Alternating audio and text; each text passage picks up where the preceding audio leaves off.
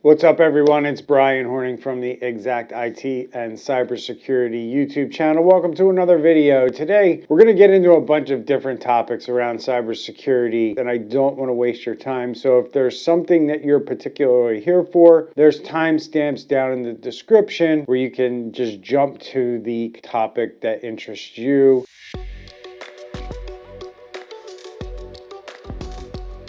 First up on the docket, let's talk about the Panda restaurant group. Imagine you're sitting there at the restaurant enjoying your meal and only to learn that behind the scenes, this corporation is dealing with a cyber attack. That's a funny thing that happens here because we saw this with the Omni Hotel breach as well, where guests who were staying there were starting to realize that something was going on, but it wasn't apparent or really evident to them. It just seemed like there was something going on behind the scenes to these guests that were staying there at the time. And it's one of those peculiar things where you look at a business that continues to operate as it's dealing with something like a ransomware attack, or in this case with Panda, a data breach. They had a breach that allowed hackers to steal personal data, affecting thousands of customers at Panda. How safe do you feel as a consumer, and are you worried about where your data goes? So will you still continue to do business with Panda Express or the Panda restaurant group? If your data was stolen, does that impact where you eat or where you dine or where you might stay at a hotel? I know it does for me, but I want to hear from you. Panda Express is the largest Chinese fast food chain in the US with over $3 billion in sales and 47,000 associates across 2,300 branches. Panda Express or the Panda Group also owns Panda Inn and Hibachi San under that group, along with Panda Express. The breach was discovered on March 10th, 2024, with unauthorized access occurring between March 7th and 11th, 2024. So if you dined in those restaurants during that time frame, there's a very good chance that your data was stolen as a result of this hack. The corporate systems were compromised, but in-store systems, operations, and guest experience remain unaffected. And the Panda Restaurant Group secured its environment, activated remediation and recovery efforts, and initiated a thorough investigation with a third-party cybersecurity expert and law enforcement. The types of information that was compromised in the Panda Express hack was personal information, including names, driver's license numbers, or non-driver identification cards. So it sounds like it could be employee information based on this. The exact number of affected individuals hasn't been disclosed, and it's unclear whether the affected data sets are customers, employees, or both. More than likely, it's going to be a little bit of both. By April 15th, a review of impacted data was concluded, identifying specific information and individuals impacted. Additional technical safeguards were implemented to enhance information security and prevent future breaches. The big thing here is if you work at Panda Express or the Panda Group, or you've dined or been at one of their restaurants, you need to be mindful that these cyber criminals take this information and they usually sell it on the dark web to other scammers and spammers and people like that. So expect to see an uptick in spam. Expect them to be crafted very targeted towards you because they have your information, so they can make it sound like it's really coming from Panda because they have so much information about you. It lowers your guard a lot of times because of the information that they have and sometimes the things that they say in their emails. So just be aware that this hack has occurred and that cyber criminals will take this information. They will try to contact you in some way, whether that be through email messages or through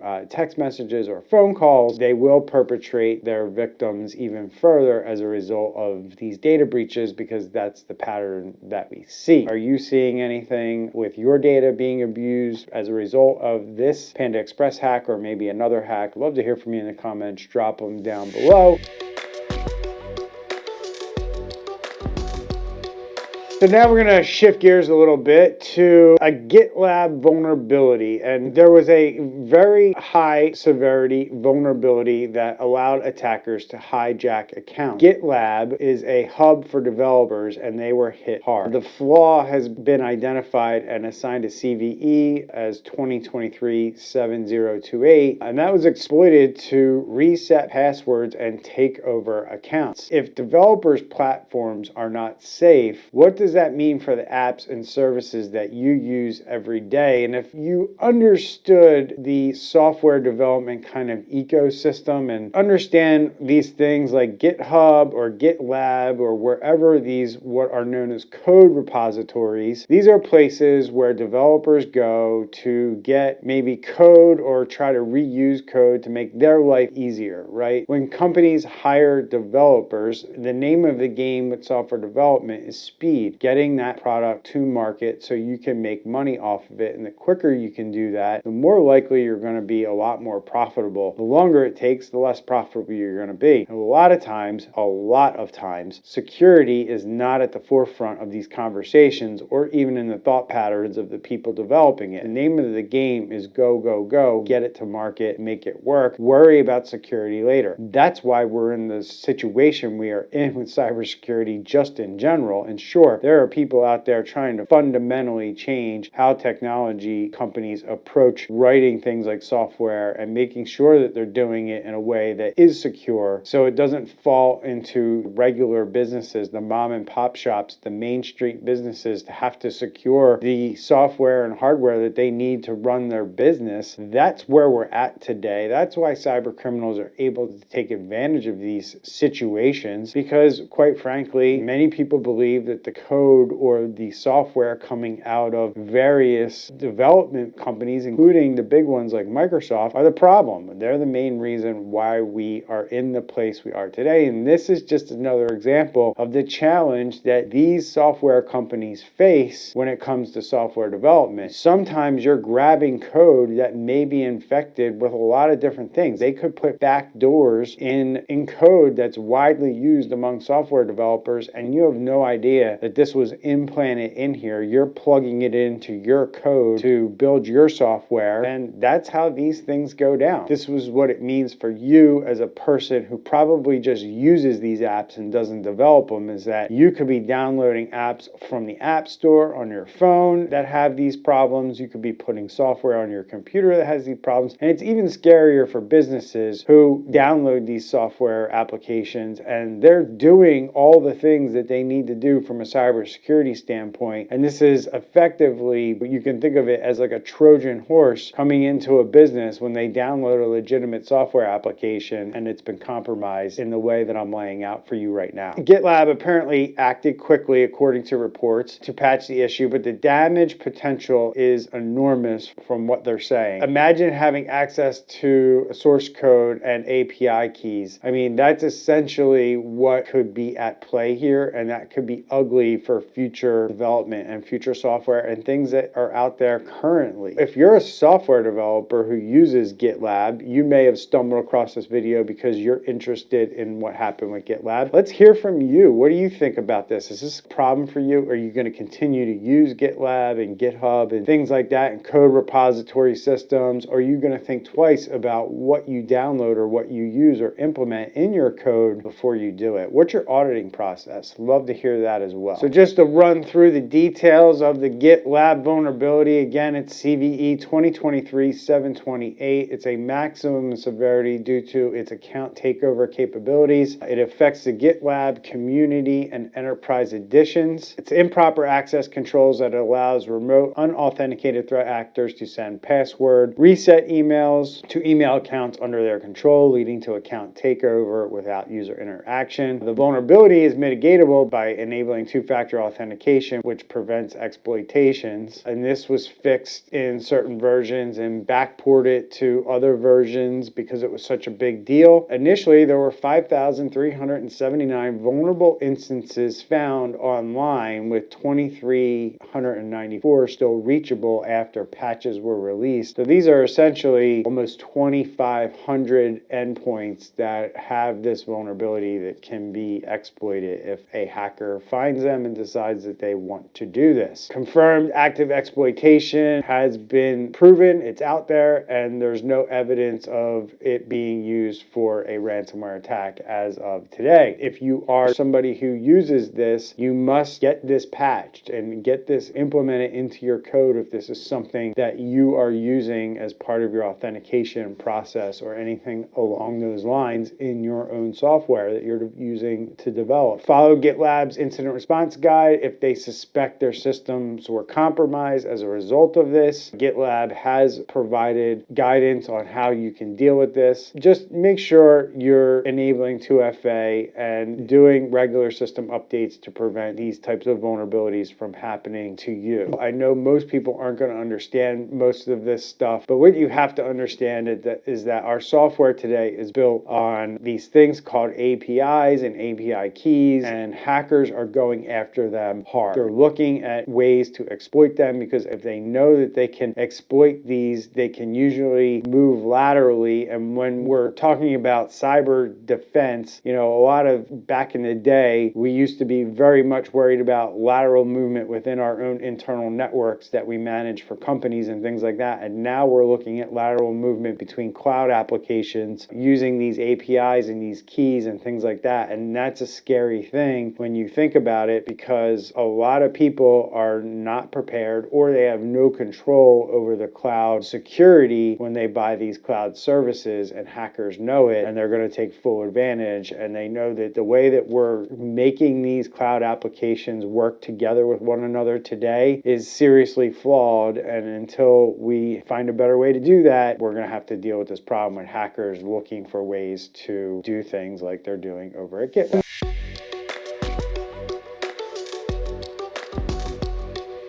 Moving right along, bringing the channel and the story a little bit closer to my home, which is around the Philadelphia, Pennsylvania area. This one involves an update on the Philadelphia Inquirer, a storied U.S. newspaper that was hit by a ransomware attack by the Cuba gang where over 25,000 individuals' personal and financial information was compromised. The breach didn't just stop the presses, it threatened the very trust of its reader base. And I want to hear from you if you are an Inquirer reader and this impacted you in any way. Did you lose trust in a paper that was probably already losing trust in the city? Did this make you lose trust even more? I'd love to hear from you in the comments, but let's dig in a little deeper here as to why this is being talked about well over a year after the event that happened. So Philadelphia's largest newspaper by circulation, the winner of 20 Pulitzer Prize and the third longest operating daily newspaper in the U.S., detected a ransomware event that happened in May of 2023, and their immediate actions included taking some systems offline and hiring Kroll Forensics for an investigation. Personal and financial information of over 25,000 individuals was stolen, including names combined with financial account or credit or debit card numbers and security details. This highlights one of those things that we see all the time with businesses when we meet with them and talk to them, and they say, oh, we don't have any data that anybody would want. Well, if you have employees that you have information that a hacker wants, can resell, and can use against your employees, if that's what the data set is. If you have employees, you have financial information to pay them, meaning you have their bank account information. Most companies pay by ACH, unless you're writing everything out on checks still, which that in itself is risk for you. ACH information is going to be stored somewhere unless you have that stored in a secure way and not in a file somewhere. Or when you have an employee fill out this information, where are you storing that? That is a big question. Where is that information? Is it protected? Do you have it secured enough to where if hackers get to it, they can't read it or open it in any way, meaning it's encrypted? You have information. You have social security numbers. You have home addresses. You have all the things that a cyber criminal needs means to do things like identity theft or fill out information on a credit card application to get credit in somebody else's name. All these things happen because this information, yes, the hackers who got in may not be using it themselves for that purpose, but they're taking it, they're putting it on the dark web, and they're making money that way by selling it to people who do things like identity theft crimes and stuff like that. The unauthorized access and data copying occurred between May 11th and May 13th, 2023, and the cyber attack disrupted the print publication, with the Inquirer directing subscribers to its website, which remained operational. So they couldn't print newspapers, they couldn't distribute them, and they couldn't sell them, kind of like the old-fashioned way, as they say. The breach involved viewing and or copying specific files containing sensitive information. It affected individuals were offered 24 months of free credit monitoring and identity restoration services through Experian. And the Cuba ransomware gang claimed the responsibility, alleging theft of financial documents and other sensitive data. The interesting thing here is the Inquirer did not pay the ransom, leading to the publication of stolen files on the dark web, which happens. Although the newspaper later contested the authenticity of the documents, the ransomware gang eventually removed the entry from their leak site. Noted that Cuba ransomware gang has had collected over $60 million in ransom from more than 100 victims worldwide as of August of 2022. The Cuba ransomware group has also compromised at least 49 U.S. critical infrastructure organizations as of December 2021. As your information is shared on the dark web and you find out that you are one of those 25,000 some victims' information is out there, you could potentially see things like hits to your credit report that are unfamiliar to you and things like that. So if you've seen anything like that as a result of the Philadelphia Inquirer attack or breach, we'd love to hear from you in the comments down below.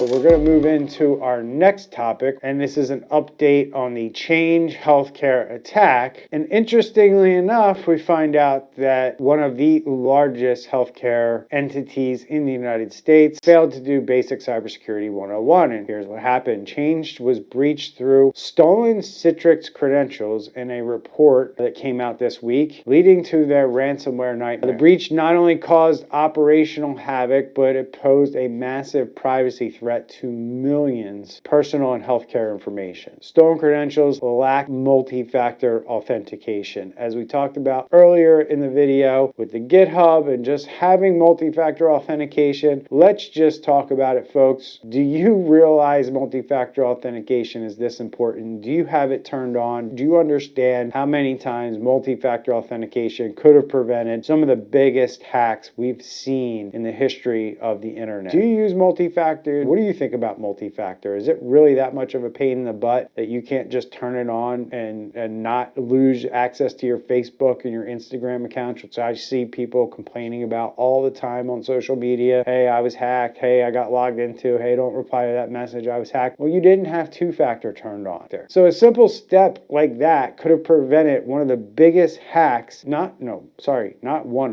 biggest hack in the United States healthcare industry if they just had multi-factor turned on. Multi-factor is cybersecurity essential, right? It's required in almost every cyber insurance application that I've seen, or at least they ask about. Yet it was missing here. How many of you are missing MFA somewhere in your social media, in your bank account, and maybe you're just one of those dudes that's like, I just don't care, bro. I want to get into my account as quick as possible, and I don't need to be bothered with that stuff. Hey, maybe I'm wrong. Maybe multi-factor is not for everybody, but let me hear why you don't use multi-factor in the comments below. I'd love to hear some of the people out there who are like, hey, you're an idiot because multi-factor doesn't stop it. I'd like to hear from you too. Let me know why that is. So that's just on your personal accounts, but what about at work? Does your work make you use multi-factor authentication? It was a Citrix remote access service that had both not only stolen credentials, which, geez, I mean, that's one thing that you should also be checking on regularly, is that whether or not your credentials are somewhere like on the dark web. And if you don't know how to do this stuff, guys, reach out to me in the comments below or use the links below to see the resources that we have below so you can get help with this stuff. This is basic cybersecurity stuff for guys like me, where I look at this and go, wow, they stolen credentials, no MFA. That's a field day for a hacker, and you just made it super easy for them to just walk in the front door and take basically whatever they want. Because remember, United Healthcare and the CEO, they just came out the other day. The CEO said it was his decision to pay the $22 million ransom. So the stolen credentials were used on February 12th, 2024 to access Change Healthcare's Citrix portal. The AlphaV Black Hat ransomware group was then involved, deploying ransomware on February 21st after gaining network access for about 10 days. So you have February 12th, you had your initial access broker, or the first people who got in, and that was probably a different group than the ransomware group. And then the ransomware as a service group came in, hung out for about 10 days, and then after 10 days decided we got what we need, we know what we're going to do, we got our plan of attack, and now we're going to strike. When they struck, it caused significant disruptions across critical healthcare services, including payment processing, prescription writing, and insurance claims. I have several videos on the channel, and you can check out the comments to see what people are saying during the time of this attack when I covered it, and these stories that people were telling in their various situations, whether they were customers of pharmacies, owners of pharmacies, or doctors' offices themselves, who just had a hell of a time getting paid or billing customers. The estimated financial damage right now sits at about $872 million, and it's fully expected to go well over $1 billion when it's all said and done. Not going to talk about much more than this because I've covered it in other videos. You can check those out. We will link to those here in the cards or down below in the description. I hope you enjoyed today's video. We've seen how these cyber attacks are not just stories, how they affect real lives, and this channel is a call for real action for businesses and government to step up and start doing the right things. And I've highlighted a lot of ways in this video where I have hundreds of other videos on this channel where I talk the same way and I propose the same types of ideas, and a change around the way that we think about how we're approaching cybersecurity in general. Remember to like the video, subscribe to our channel, hit the notification bell if you want to be notified when I put up more videos and you want to stay updated on all things cybersecurity. So until next time, I'm Brian. Stay safe out there in the digital world, and we'll see you in the next video. Take care, everyone.